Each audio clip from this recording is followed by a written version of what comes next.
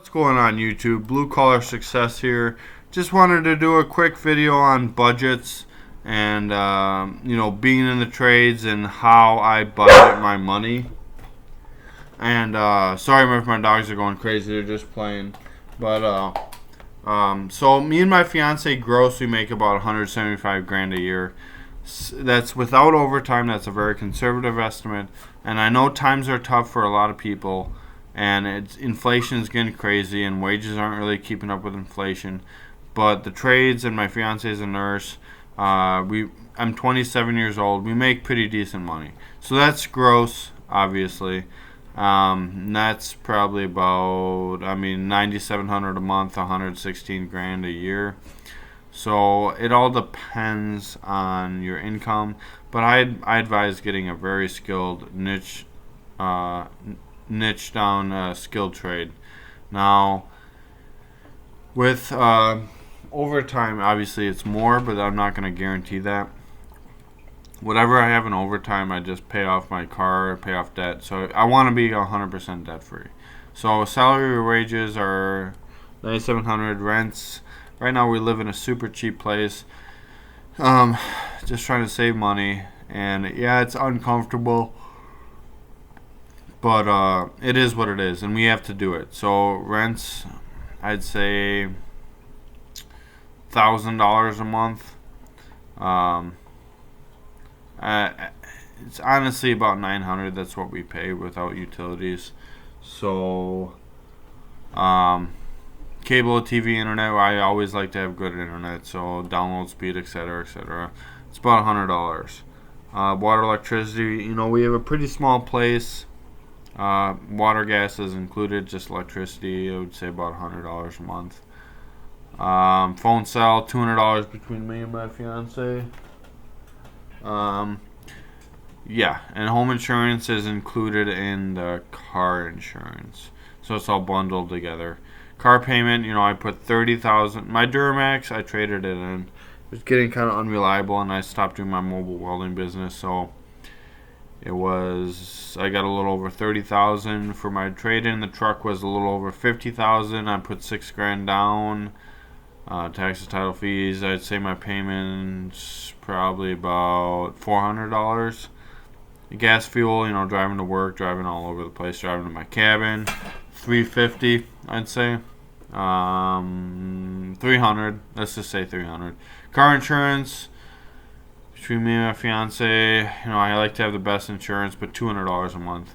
Car repairs, I like to set $150 a month to the side for oil changes, etc., etc. Yeah, you never know what's going to happen. I do let's say 200. For the next of the work, I do most of the work myself, but it is what it is. Student loans, I don't have any, but my fiance has some, to do 600. Groceries, household, everything is getting expensive. Groceries, it's just my dogs, 2 dogs, and me and my fiance, no kids or nothing, and say it's about $350 a month, which is pretty crazy when it used to be $200 a month. Pet supplies, $100 a month. Medicals included. Entertainment, let's just say 200. Yeah, I guess that'll work. Clothing, don't spend that much. Medical, like I said, included. Other expenses, just to be safe, credit card, etc., etc. I don't really use it much. Keep a low balance on it. Let's just say $500 or whatever. Next, emergency fund. Honestly, we keep a lot in our emergency fund, because you never know nowadays. Everything's so unstable. It's just crazy. So I'd say about $4,000 a month, which is insane to some people, but it is possible if you make sacrifices. Investments, retirement, it comes out of my 401k through my employer, so I contribute, honestly, with the overtime I'm working, 15%. My employer matches 6%. So that is that, and I don't really contribute any extra right now, but that could change. I guess it all depends, but right now, it is what it is.